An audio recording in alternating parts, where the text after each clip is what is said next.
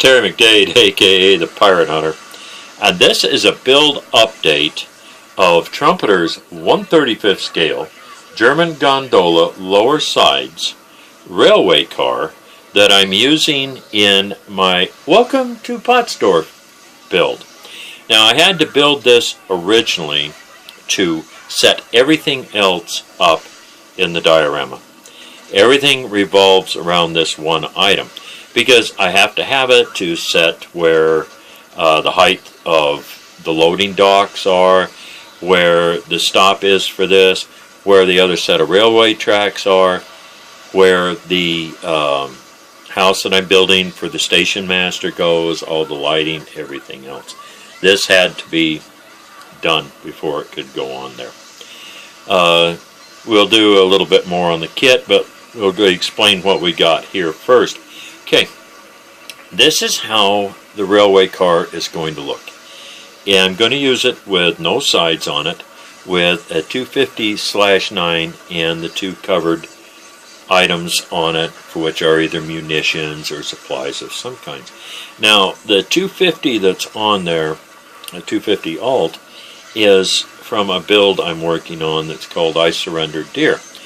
It's not part of this build. I just use it as a test mule. I've made some mistakes on it trying different things. And so I just needed this to see how things would fit on it. Now, also, this thing, you can set a Panzer II on it. A Panzer II will fit with these two items here. Now, possibly a 3 or a 4 would. I don't build bigger armor. I've never built a Tiger tank, I've never built a Sherman, I've never built a Stalin, things like that. I build the smaller armor. So this, you can see, it fits on there with the two covered items. Now, you can kind of sort of get a 250 Alt and a Panzer II on here, but boy, it's a real tight fit and they kind of stick out over the ends.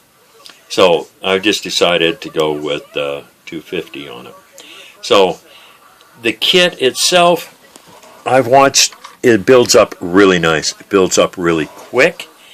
Not a lot of parts to it. Just really, it's a nice kit though for everything you can do with it. Now, I've watched a lot of the German newsreels on YouTube that have been redone and posted on there from their propaganda of World War II. And the railway cars like this were used in numerous configurations. This one is being set up as a no side panel railway car with the stuff that I've got on it. These side pieces right here have to still go on, but I haven't bothered to trim and fit everything to get it to go on there yet.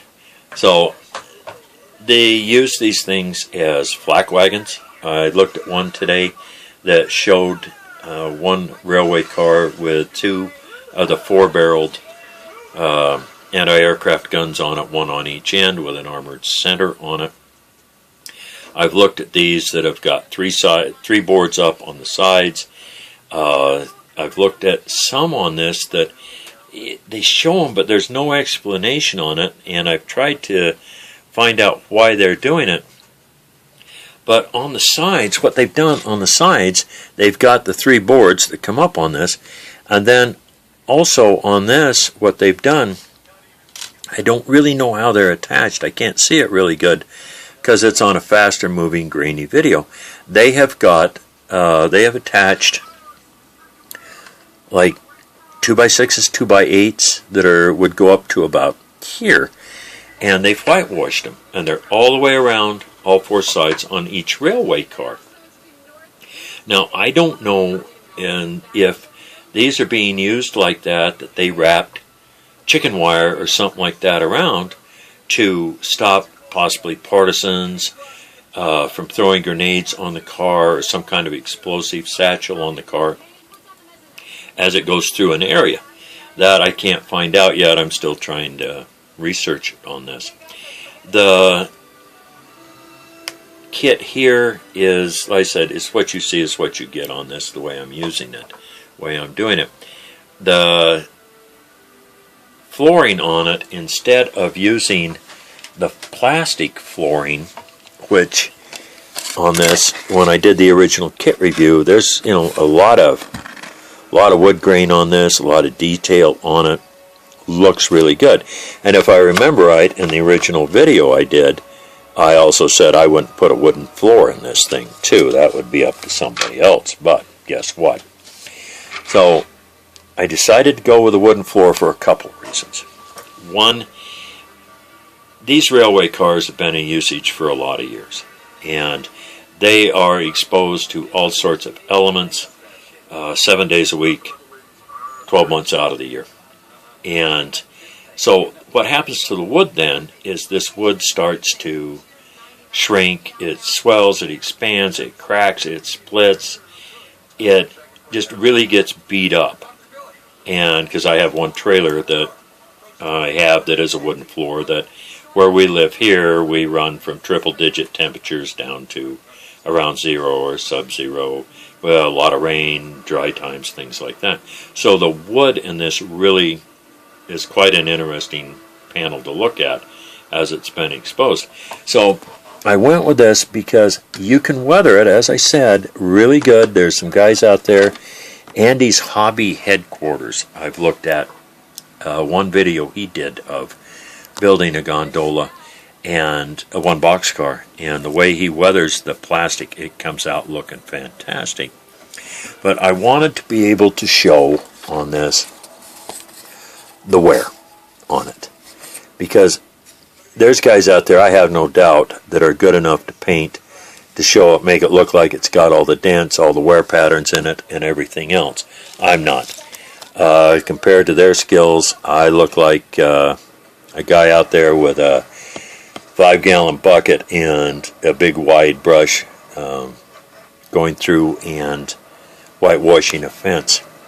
Now this hasn't been trimmed yet to fit, so that's why I've got all the different links on it and everything else. But when you have these vehicles going on and off of it, right through here and right through here, basically, you will have a lot of wear from them going on. Because not only was this rolling stock used to send new items to the front, it was also used to bring damaged vehicle back from the front, units that were being sent someplace to re-outfit, such as, I believe it was the 1st Panzer Division in January of 43 was taken out of the Eastern Front, don't quote me on this, and then sent to France to be re-outfitted. But when you're going to get this, then you will have the tires that's got rocks in it, the tread wearing on this, so you will have wear patterns all the way down it. Now also, down through the center of this, all the older vehicles especially are going to leak. And so all the way down through here, you will have oil patterns and things like that. Now you can do it on the plastic, I know, and I've seen it done, and it looks good. But this way, it just kind of looks a little different on the wood than it does the plastic on it. And also, as I said, you can see the splits on it, things like that, because as much equipment as they were moving at the time, because this is set up for the May-June time frame in 1943, just before Kursk, when they were really trying to get everything moved. So I have I have this kit. I've had it for a while, and I haven't really tried it yet, so we'll try it on this one. I've tried weathering wood before, just using the different paints that I have, and I've had varied success on it. So that's what we'll try on this one. And when we do our next update, hopefully we will have that done, that we can show you some either improvement or we gave up, put the plastic on. Now, as far as the cavettes on the build, there's just a few. There's nothing major that, is going to make you want to bend this thing or anything else, throw your hands in the air, holler, oh my God, I'll never build one again. Now, there is one thing on this, and also on one of the other videos I've watched of building it, they point this out also by another YouTube member. I think it's Andy's Hobby Headquarters. This hole right here in the spring, and this hole right here this portion where this the spring attaches to, these holes are too small for the pins on this one here that's B4. So like he showed, just take your X-Acto knife and spin it in from each side to open them up. There's a lot of meat on a lot of plastic on these, so unless you get carried away, you shouldn't have any problem. Now on this B3, there's two different. It shows the flat side here. Now on the other side of it, there's an embossed pattern. So I guess that shows towards the outside. And when you do the brakes here on this, right here on this and this, I set mine so that they're tight against the wheel, right here, it's against the outside of these, because mine is in a parked position. Now, if you don't want it, you can set these so that they are not pushing against this. You don't want it if it's being, hooked behind it, showing like it's being hooked behind a locomotive on a moving setup there. So, and then you'll find out when you put these on, when you glue these to the frame rails here, they will bow outwards a little bit, which don't push them in too far. It helps a little bit if they're out a little bit. Later I'll show you on that. Now on this, one thing on this, where you glue these two pieces together, where you start clamping these together to hold them together, what will happen is these things will give you a kind of a spoingy effect to it, where they want to curve. So what I did is I clamped them together, let them set for a little while so the glue was setting on it. Then I took and put them on a flat board and clamped them down to the flat board and took the bend out of them. It helped quite a bit on it. Otherwise, it's liable to spring on you pretty much. Now on this, you can glue this so this can't be moved. But if you don't glue these to this and just glue them to this block down here, then when this goes up in, don't push it in too far. Then you can take and have this whole thing where it pivots up, and if you want to hook it to another car, if you're decide to do a diorama with that, then you can have it come up and hook to that without having to worry about it.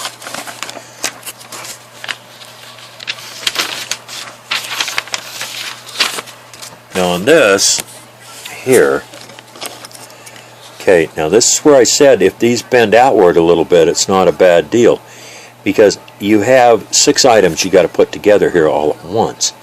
But if you take and where these are bent out a little bit and just put your axles in to where they fit in the holes here, put your glue on them, put the axles in, you will find out that then these things stick out far enough that you can take and put the brake rods, which is what these 4 are, put the brake rods into this one, put your glue in this one, and then squeeze them together on it.